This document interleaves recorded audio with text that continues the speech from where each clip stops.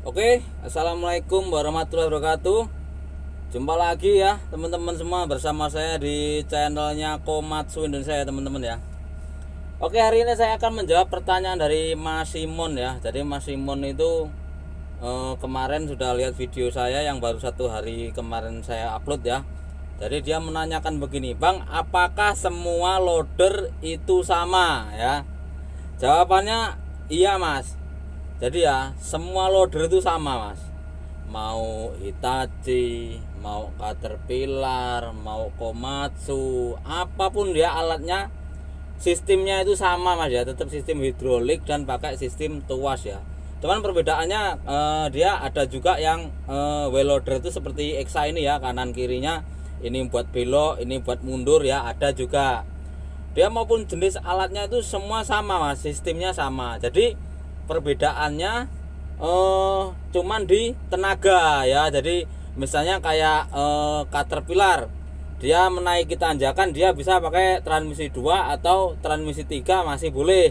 Tapi kalau Komatsu ya, biasanya Komatsu itu dia kalau tanjakan tinggi supaya mesin tidak terlihat ngoyo, maka kita pakai transmisi 1 ya.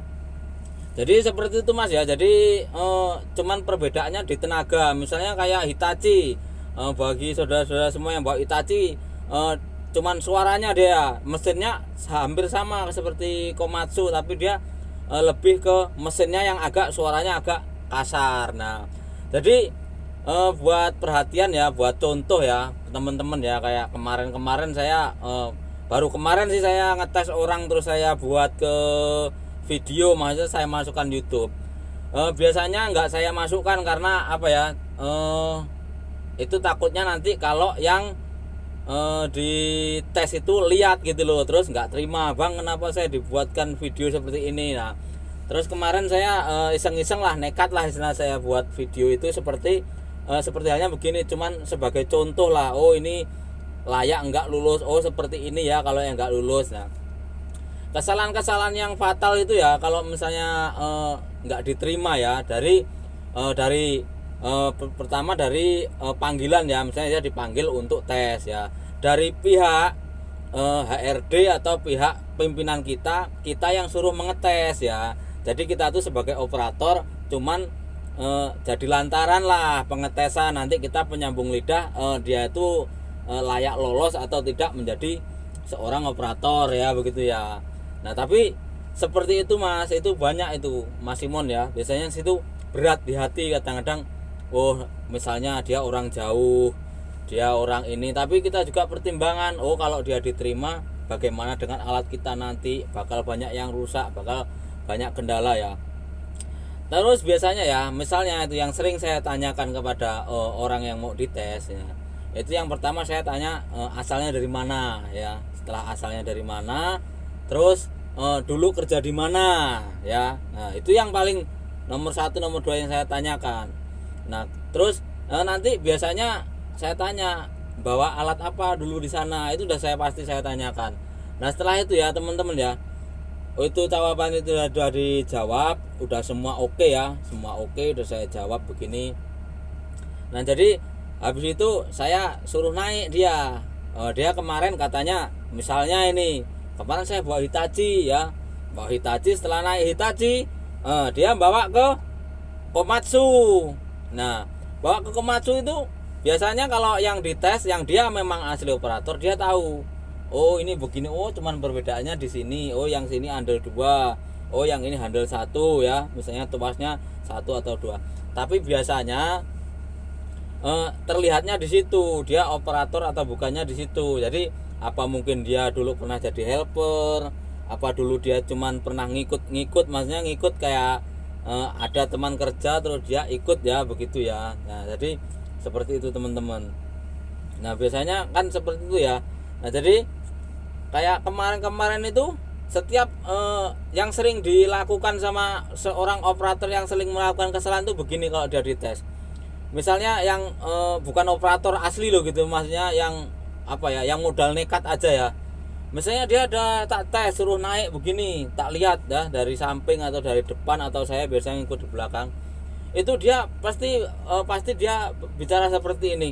misalnya dia ada kesalahan, awas itu begini, oh itu nggak bener, awas tuasnya jangan ini. Oh biasanya saya kalau pakai Hitachi nggak kayak gitu bang, biasanya saya kalau yang di alat saya kerja bukan kayak gini tempatnya. Nah ya itu kan apa ya, itu kan kita yang ngetes di lokasi kita gitu loh, maksudnya kita bukan ngetes di lokasi dia gitu, dan alatnya pun bukan punya dia, karena dia mau bergabung dengan kita, makanya kita yang ngetes gitu dengan alat kita, dengan kondisi areal kita gitu ya. Jadi kayak gitu apa ya, yang ngetes tuh jadi males-malesan itu loh, jadi malas gitu loh mau ngetes, anak ini bukan operator. Tapi kalau yang operator asli memang operator asli saya ini, jadi dites, dulu pernah bawa alat apa pak? Caterpillar.